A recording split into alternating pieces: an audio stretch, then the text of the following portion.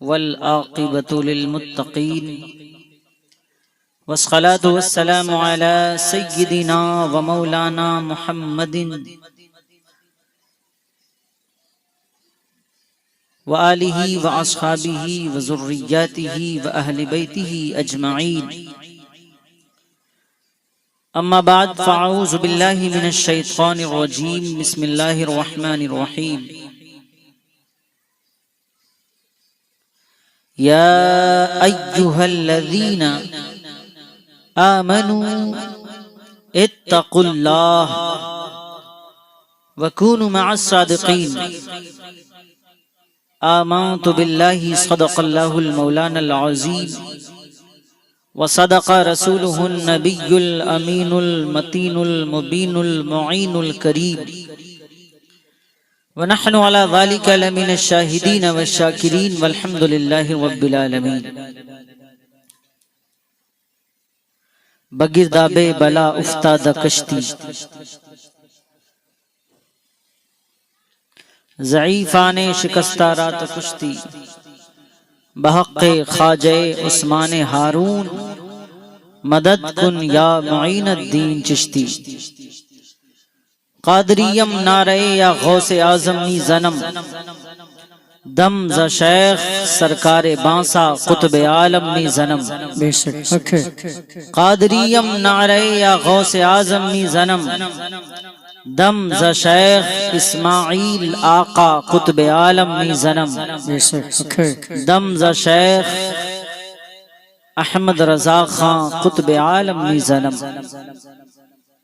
حضرات محترم، بہت دیر سے آپ حضرات اس جشن غریب نواز رضی اللہ تعالی عنہ میں تشریف رکھتے ہیں، اور آپ دیکھ رہے ہیں کہ اسٹیج پر ایک سے بڑھ کر کے ایک حسن و جمال کے پیکر، علم و ادب سے لیس حضرات یہاں تشریف فرما ہیں۔ یہ سبھی حضرات سرکار غریب نواز رضی اللہ وارضہ عنہ کی بارگاہ میں خراج پیش کرنے کے لیے حاضر ہوئے ہیں۔ یقیناً ہماری اور آپ کی حاضری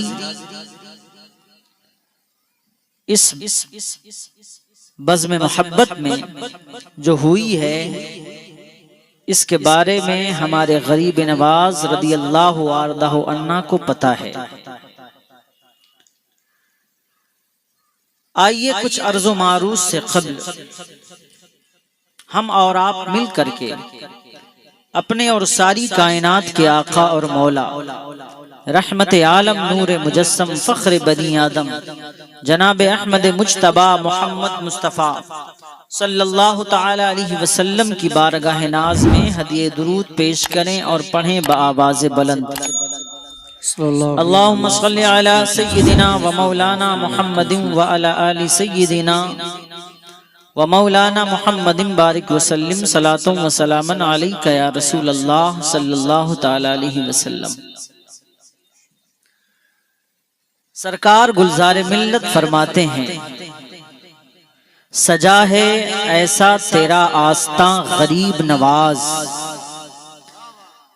کس طرح سجا ہے، کس طرح ان کی نظر پڑی اور یہ پکار کے کہنے لگے کہ سجا ہے ایسا تیرا آستاں غریب نواز، نثار اس پہ سبھی کہکشاں غریب نواز۔ تیرے دیار کی رعنائیوں کا کیا کہنا، تیرے دیار کی رعنائیوں کا کیا کہنا، تیرا دیار ہے رشک جنا غریب۔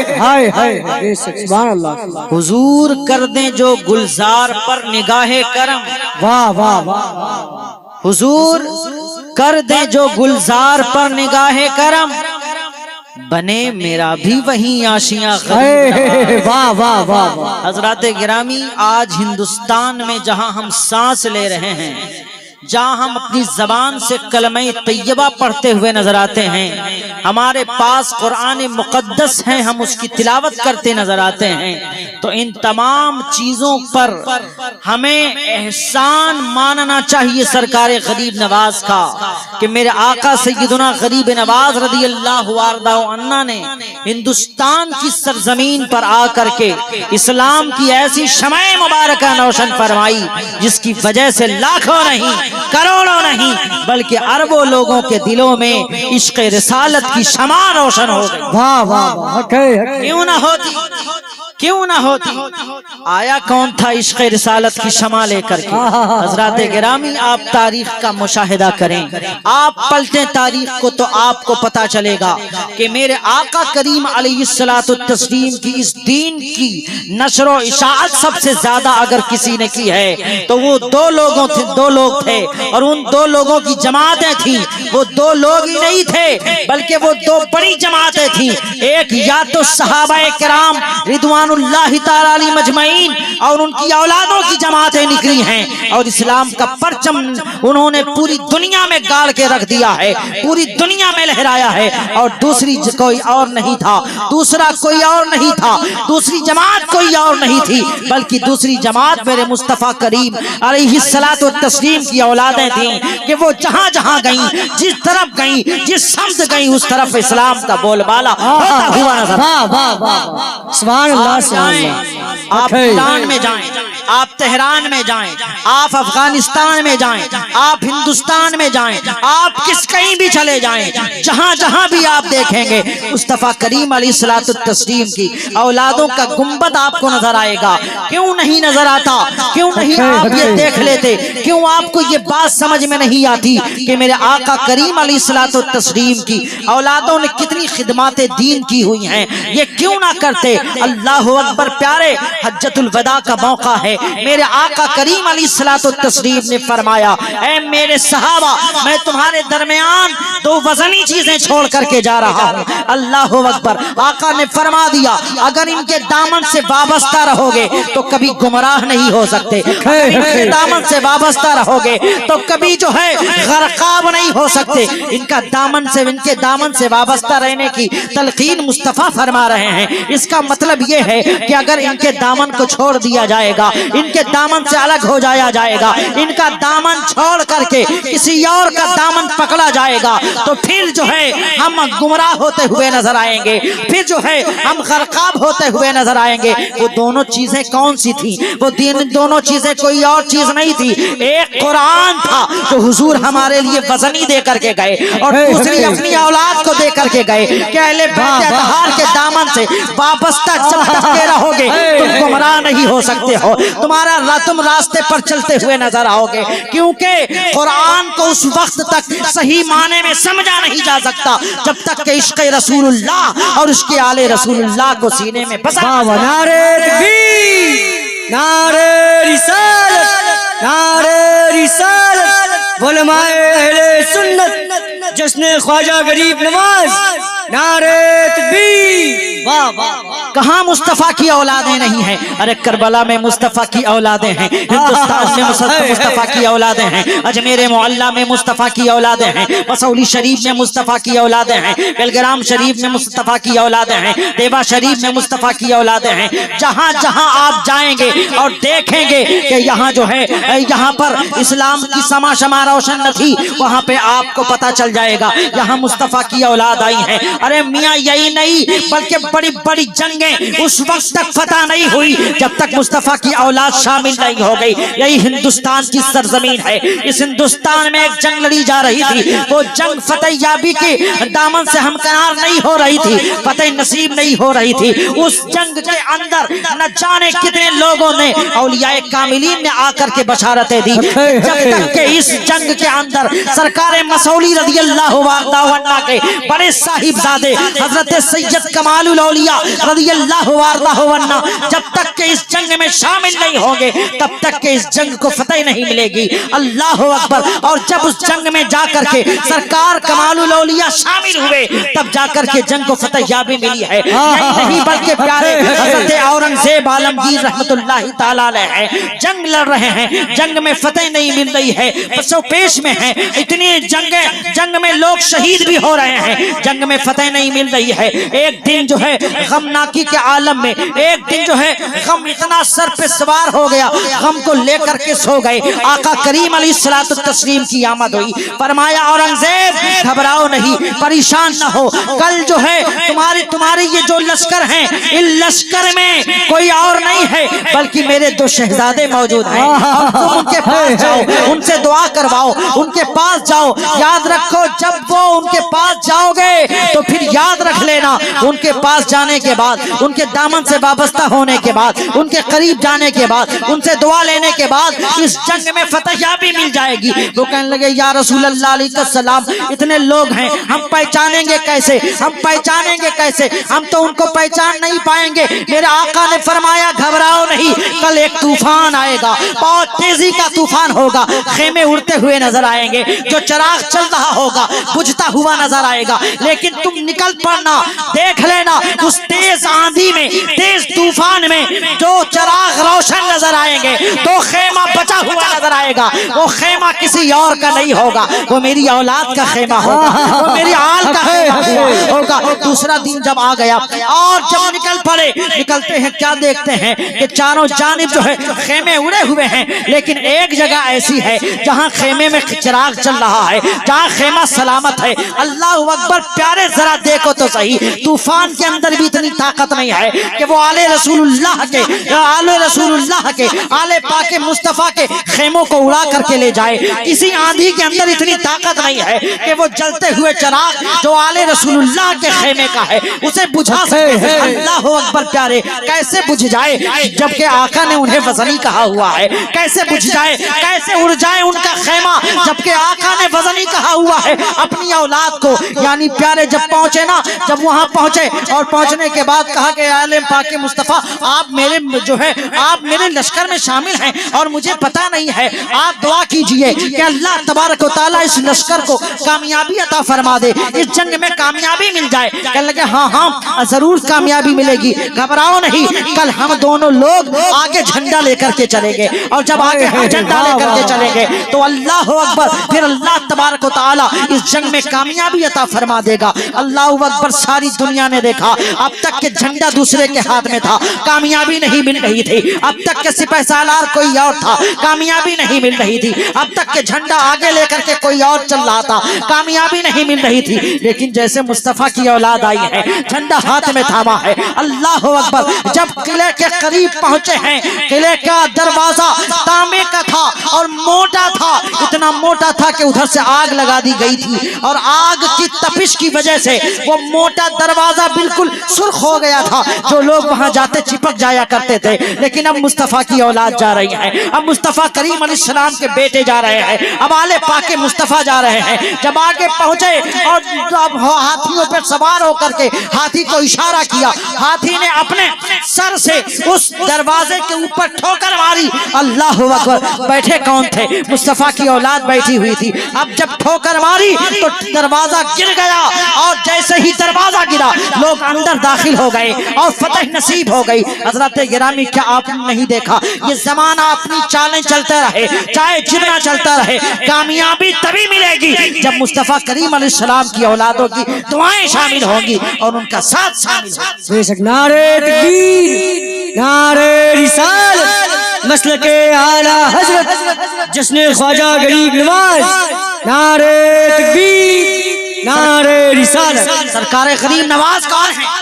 سرکار غریب نواز کوئی اور نہیں ہے بلکہ وہ آل پاک مصطفیٰ ہیں، مصطفیٰ کریم علیہ الصلوۃ والتسلیم کی اولاد ہیں، سرکار دو عالم علیہ الصلوۃ والتسلیم کے جانشین بھی ہیں، اور ہندوستان کے اندر ہند کے بادشاہ بھی ہیں، دین کے معین بھی ہیں۔ اللہ اکبر، میرے آقا سیدنا غریب نواز رضی اللہ تعالی عنہ کے دامن سے اگر ہٹ جائیں گے تو پھر کہاں جائیں گے؟ لوگ کہتے ہیں کہ بس بھیا آل رسول کی زیادہ تعریفیں نہ کرو، زیادہ آل رسول اللہ کی تعریفیں نہ کرو, زیادہ کر دو گے تو پھر بہت زیادہ آگے بڑھ جائیں گے. میں کہنا چاہتا ہوں پیارے, اگر آل پاک مصطفیٰ کی تعریف نہیں کی جائے گی, اگر آل پاک مصطفیٰ کے دامن سے وابستہ نہیں ہوا جائے گا تو کس کے دامن سے وابستہ ہوا جائے گا؟ جبکہ آقا کریم علیہ الصلوۃ والتسلیم نے ان کے دامن سے وابستہ ہونے کے لیے کہا ہے. ساری دنیا ادھر کی ادھر ہو جائے پیارے, آقا کریم علیہ الصلوۃ والتسلیم کے فرمان کو نہیں چھوڑنا, آقا کریم علیہ الصلوۃ والتسلیم کے فرمان سے ہٹنا نہیں, قرآن کی تعلیمات پر بھی عمل کرنا ہے اور اہل بیت پاک کے دامن سے وابستہ بھی ہو کر کے رہنا ہے. جب تک کہ اہل بیت کا دامن ہاتھ میں رہے گا دنیا بھی کامیاب رہے گی اور آخرت بھی کامیاب. بے شک سبحان اللہ سبحان اللہ. زمانہ اپنی چالیں چل رہا ہے, لوگ ایک دوسرے کو نیچا دکھانے کے چکر میں اہل بیت پاک مصطفیٰ کی جو ہے توہین کرتے ہوئے نظر آ رہے ہیں, اہل بیت پاک مصطفیٰ کی توہین کرتے ہوئے نظر آ رہے ہیں. آج تو حال یہ ہو گیا کہ علی علی کہنے پر فتوے لگائے جا رہے ہیں. آج تو یہ ہو گیا کہ صدیق اکبر رضی اللہ عنہ کی لوگ یہ کہتے ہیں, ارے میں تو پوچھنا چاہتا ہوں جس کے دل میں مولا علی کی محبت ہوگی وہ صدیق کا گستاخ نہیں ہو سکتا, وہ فاروق اعظم کا گستاخ نہیں ہو سکتا, وہ عثمان ذوالنورین کا گستاخ نہیں ہو سکتا, بلکہ جس کے دل میں مولا علی کی محبت ہوگی اسی کے دل میں تو صدیق اکبر ہوں گے, اسی کے دل میں فاروق اعظم ہوں گے, اسی کے دل میں عثمان ذوالنورین ہوں گے. کیوں؟ اس لیے کہ مصطفیٰ کریم علیہ الصلوۃ والتسلیم کی اولادوں نے دیکھا بھی ہے اور یہ مشاہدہ بھی کیا ہے کہ صدیق اکبر سب سے پہلے نمبر والے ہیں, فاروق اعظم دوسرے نمبر والے ہیں, عثمان ذوالنورین تیسرے نمبر والے ہیں, مولا علی چوتھے نمبر والے ہیں. پتہ ہے صحابہ کرام رضوان اللہ تعالی علیہ مجمعین فرماتے ہیں جب منافق اور مومن میں ہمیں پہچان کرنی ہوتی تھی تو ہم اس کے سامنے علی علی کا ذکر کیا کرتے تھے, ہم مصطفیٰ کریم علیہ السلام کے داماد کا ذکر کیا کرتے تھے. جب علی علی کرتے اور دیکھتے کہ اس کا چہرہ کھل گیا تو پھر ہم سمجھ جاتے تھے کہ یہ مومن ہے, اور جس کا دل جس کا چہرہ جو ہے بگڑ جایا کرتا تھا سمجھ جاتے تھے کہ یہ مومن نہیں ہے بلکہ منافق. حق ہے حق ہے. نعرہ تکبیر, نعرہ رسالت, مسلک اعلی حضرت, عظمت مصطفیٰ, عظمت اہل بیت, نعرہ تکبیر. حضرات گرامی سبحان اللہ. ان سے بھی دور رہنے کی ضرورت ہے جو مصطفیٰ کریم علیہ الصلوۃ والتسلیم کی اولادوں کی شان میں گستاخیاں کر رہے ہیں, ان سے بھی دور رہنے کی ضرورت ہے جو مصطفیٰ کریم علیہ السلام کی اولاد کی شان کٹانے پہ لگے ہوئے ہیں.